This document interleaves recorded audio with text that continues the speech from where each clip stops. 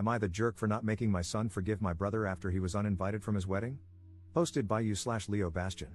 6 months ago, my son Leo, 14M, decided to cut off my brother Jack, 46M. Now my mom, brother, sister-in-law, and other family members want me to make my son forgive him to keep the peace. For a little bit of context, I, 46M, am a single dad. My family has always helped me in many ways, mostly babysitting when Leo was younger, and even before my son was born, we were all very close. We all live relatively close to each other, so we've been able to keep in touch with weekly gatherings, spending the holidays together, etc. Everyone loves my son, and my son loved them back. However, my brother Jack was always my son's favorite person. Back when my son was 3 to 4 years old, Jack and his wife had more flexible jobs than me. Think freelancing versus a 9 to 5, so they always volunteered to look after Leo, something he loved. Almost every month, they would take him to the zoo or the aquarium, or they'd even go camping with him. As my son grew older, he started to develop the same interests as my brother, like video games, photography, and music. When Leo was 9, he told me he wanted to have the same career as his uncle. This is all to say, they were extremely close. Last year, my brother informed me that he and his girlfriend, Mary, were getting married. I knew that neither Jack nor Mary believed in marriage, so when I asked them about it, they told me it was all Karen's idea, my sister-in-law's mom. Because Jack and Mary didn't care much about the wedding, and since Karen was paying for it, they let her plan everything, from the venue to the food, music, etc. Karen decided to plan a destination wedding at a fancy resort. In July of last year, we received the invitation, and it was addressed to both me and my son. I even had A+1 if I wanted. As soon as the website went up, I tried to make a reservation for our hotel room. I should clarify that I had to call the hotel to make my reservation because the link wasn't working, and I really couldn't risk not getting a room. When I received the email confirmation, it said room for 2 adults, but I didn't think much of it and just assumed it was an error due to the language barrier with the hotel staff. I also bought the plane tickets for us around the same time. Fast forward to January, less than a month before the wedding, when my sister-in-law called me, crying, saying that Karen had made a mistake with the venue. Apparently, the resort was for adults only, so they didn't allow anyone younger than 16. My son was 13 at the time. I asked her if it would be possible for Leo and me to stay at another hotel, but they told me the whole resort was child-free, so my son wouldn't even be allowed to attend the ceremony or the reception. I was disappointed, and I told my sister-in-law I'd talk to my son about it. I knew how excited he was about his uncle's wedding, but she insisted that both she and Jack wanted to tell him in person. Honestly, my son was devastated. He started crying as soon as he was told he wouldn't be able to go. He pleaded with them and even offered to give them all of his savings so they could move the wedding. After 30 minutes of this, my sister-in-law got frustrated and just told him that he was being selfish and that this day wasn't about him. Leo eventually apologized and went to his room. After the wedding, my son just stopped talking to my brother. If Jack sent him a message, Leo would just ignore it unless it had something to do with me. For example, he would only reply if Jack asked him to tell me something because he couldn't reach me, etc. At our family gatherings, Leo would only respond to small requests like, "Can you pass the salt?" or "Help grandma with the plates," but he would ignore my brother if Jack or Mary tried to start a conversation or ask him about school, etc. A month after the wedding, Jack and Mary offered to take him on a special vacation during spring break to make up for the wedding, but my son just ignored them. He later told me he didn't want to go with them. It was heartbreaking because I knew how much he wanted to go to that place, and I wasn't able to afford it yet, but he stuck to his guns. Something similar happened on Leo's birthday. He asked me if I was planning to throw him a party. I do it every year, and when I said yes, he asked me not to invite his aunt and uncle.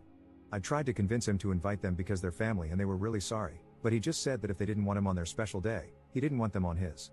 My brother was crying when I told him he wasn't invited. However, things came to a head this past weekend. We were at my mom's house, and the topic of Leo's university came up. My mom asked Leo if he was still planning on going to the same university as Jack and told him that he should start planning for that, but my son replied that he wasn't interested anymore and had chosen to study something else. Then my mom said, "I thought you wanted to be like your uncle," and my son just said, "Why would I want to be like him?" At this point, I intervened and told Leo he didn't have to be so rude, but the damage was already done. Both my brother and sister-in-law heard what he said, and they left shortly after.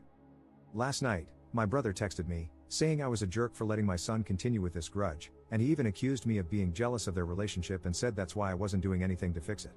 I just told him these were the consequences of his actions and that this was 100% his fault for allowing his piece of crap mother-in-law to plan the wedding when she obviously hated my child. He hung up on me. My mom and some other family members think I should force my son to forgive my brother so we can all move on, claiming there was no ill intent and it was just a small mistake. But I don't think I should. My son was clearly hurt, and he should be allowed to heal and forgive them only when he's ready. So, am I the jerk here? Relevant comments. Commenting about the family conversations with Jack, Mary, And Leo? His response was rude because of the tone, not because of what he said. He said what he said, using a very specific tone, to get a reaction out of his uncle. That's why it was rude. He wasn't just responding to the, rather inappropriate, question asked by Grandma, he was acting up. He was trying to pick a fight. Trust me, I've heard that tone many times before. I'm not saying I'm perfect. I understand why he is hurt and angry. I have respected his boundaries and helped him navigate this as best as I can, but that doesn't mean I have to accept him picking a fight every chance he gets. As for the conversation, I didn't include my reactions because I didn't consider them relevant. Paraphrasing, of course, it went something like this. Mary, we made a mistake, and you won't be able to go to the wedding. Leo, but why? You invited me. I want to go. Mary, the place where the wedding is taking place only accepts adults. You can't enter. Leo, I don't get it. Can't you make an exception? Me, they can't. It's not up to Mary and Jack. Remember when you tried to get a part-time job at the pub, and the owners told you they can't have children inside, let alone working there? It's like that. Leo, can you get married somewhere else? Mary, we can't. We already paid a lot of money for that place. Leo, I can give you my savings. I have X. Mary, it's not enough, and it's not just us who spent money. All the guests already spent a lot of money, and they don't want to lose it. Leo, my dad has money. He can give you money so I can go. Please, I want to be at the wedding. It's not fair. Jack, I'm sorry, Leo. But we can make it up to you. What do you say if we take you to Greece after the wedding?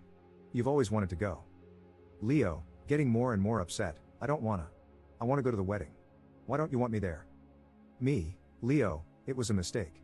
They wanted you there, but we all made a mistake, and we didn't realize sooner that there was a minimum age. Leo, it's not fair. Why did they invite me then? I want to be with my uncle on his special day. Mary, raising her voice, this is not our fault. It just happened, and you need to let it go. I'm sorry you can't be there, but you need to stop being selfish. This is my special day, not yours. Then Leo broke down. Like I wrote in another comment, I tried to console him and just shot Mary a shut up look without saying anything at the moment. Jack did tell her something, but I didn't hear what he said. Once he calmed down, Leo said he was sorry and asked me if he could go to his room. Mary and Jack were apologizing, but Leo didn't even look at them. I followed my son to his room to make sure he was okay, and he asked me to leave. I went back to the living room and talked to my brother and sister-in-law. Me, WTF is wrong with you? You have no right to yell at my son. Mary, I'm sorry. I'm too stressed. We've been fighting with my mom about this for 2 months. Me, I don't care. I told you on the phone he would be disappointed, and you made it worse. Get out. Jack, please, op, she didn't mean it. I'll make it up to Leo. Me, I said I don't care. Get out. Then they left, and I just went to check on Leo. I don't have a photographic memory, so I don't remember every single word that was said, but this is the gist of what happened that day. Op on Leo's mother and where she was in all of this. My ex and I got divorced when Leo was 2, and she decided to move back to her home country. We kept in regular contact for a few years until she remarried. These days, she only calls on Christmas and his birthday.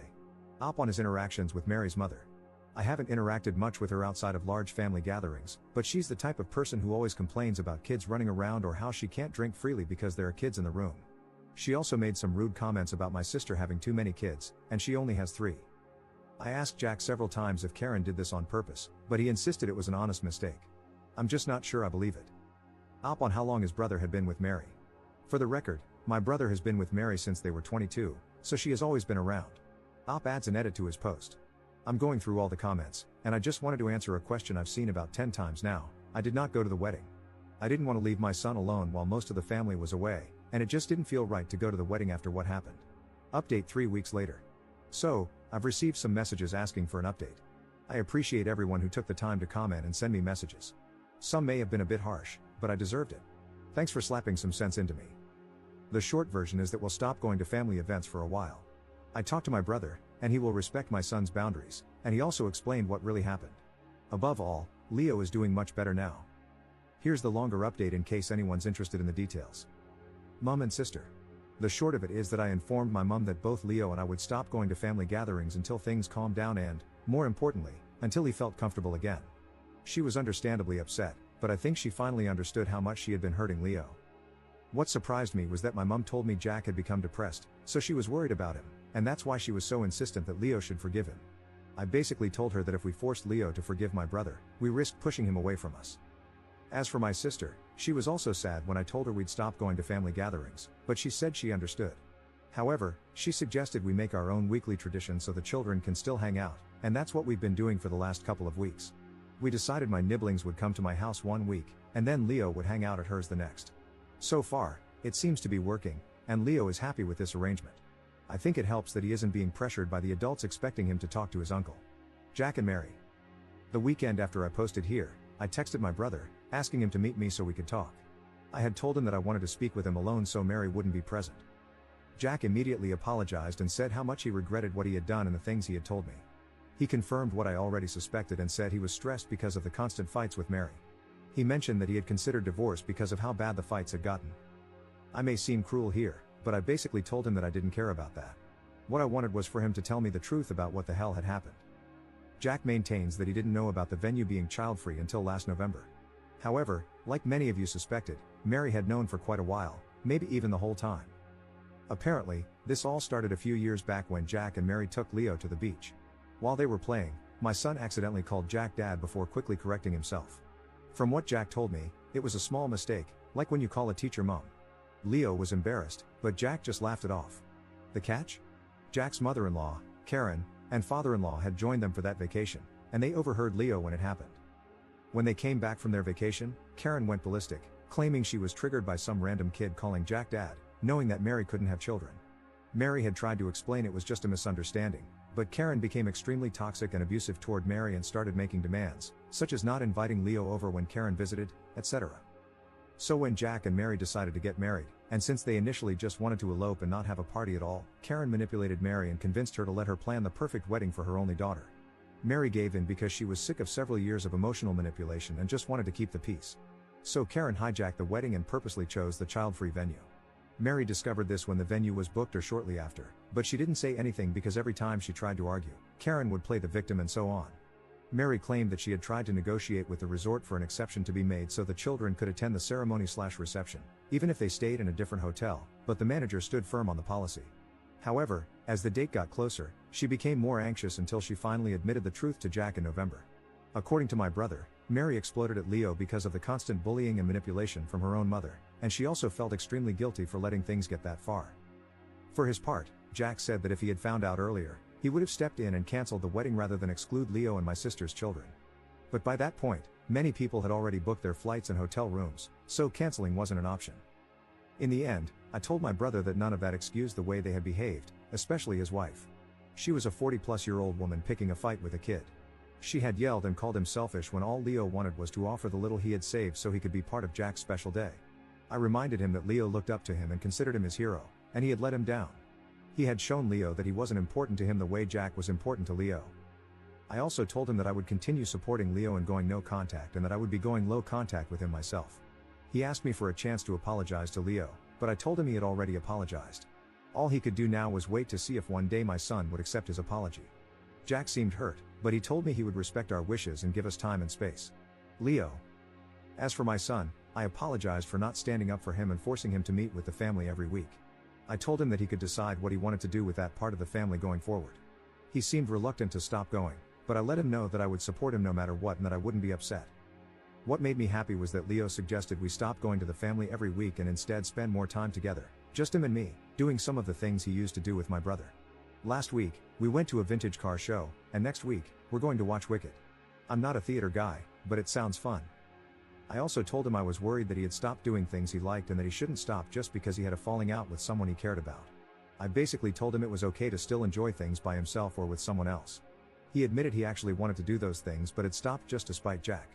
I decided to give him an early Christmas gift and bought him some games he had been excited about but had refunded after the fight with my brother. He even convinced me to play Final Fantasy Online with him on his PS5 while he plays on PC. I admit I have no idea what I'm doing in that game since the last Final Fantasy I played was still in 2D, but he seems to enjoy watching me fail. Any advice here is welcome.